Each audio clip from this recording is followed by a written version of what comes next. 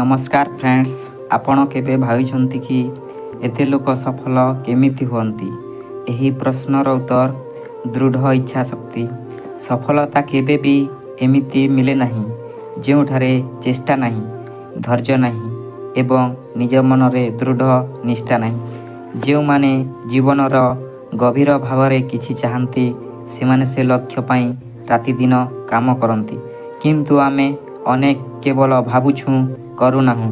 ଆସନ୍ତୁ ଆଜି ଆମେ ଜାଣିବା କିପରି ଏହି ଦୃଢ଼ ଇଚ୍ଛା ଏବଂ ନିଜ ମନରେ ବିଶ୍ୱାସ ଆମକୁ ସଫଳତା ଦିଆଏ। ଭିଡ଼ିଓକୁ ଶେଷ ପର୍ଯ୍ୟନ୍ତ ଦେଖନ୍ତୁ। ଆଜି ଆମେ ଏକ ନୂଆ ଶିକ୍ଷା ନେବା। ଯେଉଁଠି ଧୈର୍ଯ୍ୟ ଓ ନିଷ୍ଠା ଅଛି ସେଠି ସଫଳତା ଅଟୁଟ। ଜୀବନ କେବେ ଏକ ସିଧା ସମତଳ ରାସ୍ତା ନୁହଁ।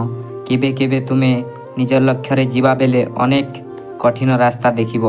ଲୋକେ ତୁମକୁ କହିବେ ଏହା ସମ୍ଭବ ନୁହଁ, ତୁମେ ହେବ ନାହିଁ, ତୁମ ପାଖରେ ଶକ୍ତି ନାହିଁ। କିନ୍ତୁ ଏସବୁ କଥାକୁ ଅଣଦେଖା କରନ୍ତୁ। ତୁମ ମନରେ ଗଢ଼ି ରଖ, ମୁଁ ପାରିବି। ଯିଏ ଅନ୍ତିମ ପର୍ଯ୍ୟନ୍ତ ଲଢ଼େ ସେ ହିଁ ବିଜୟୀ।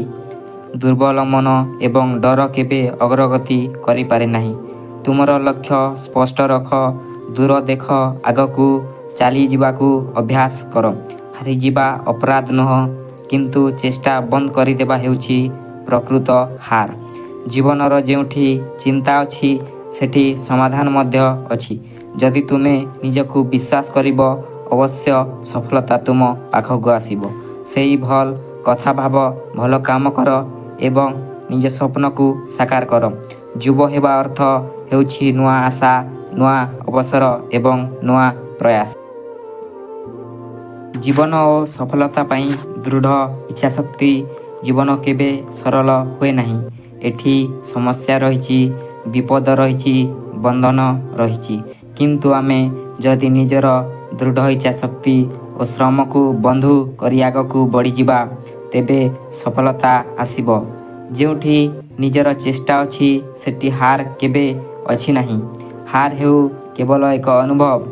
ଯେଉଁମାନେ ହାରିଗଲେ ବି ତଳେ ପଡ଼ି ରହିବେ ନାହିଁ ସେମାନେ ନିଶ୍ଚୟ ଏକ ଦିନ ଜିତିବେ। ପ୍ରତିଦିନ ନୂଆ ଆରମ୍ଭ କରନ୍ତୁ। ଆଜି ଯେଉଁ କାମ ହେବ ନାହିଁ ସେ କାମ କଲେ ଏକ ଦିନ ସଫଳତା ମିଳିବ। ଜୀବନରେ କେବେ ଠକିବେ ନାହିଁ। ଶ୍ରମ କରନ୍ତୁ, ସମୟର କଦର କରନ୍ତୁ, ନିଜର ମନକୁ ବିଶ୍ୱାସ କରନ୍ତୁ। ଯଦି ଏମିତି ଆଗକୁ ବଢ଼ିବେ, ଏକ ଦିନ ଆସିବ ଯେଉଁଦିନ ନିଜର ଜୀବନକୁ ଦେଖି ଗର୍ବ ଅନୁଭବ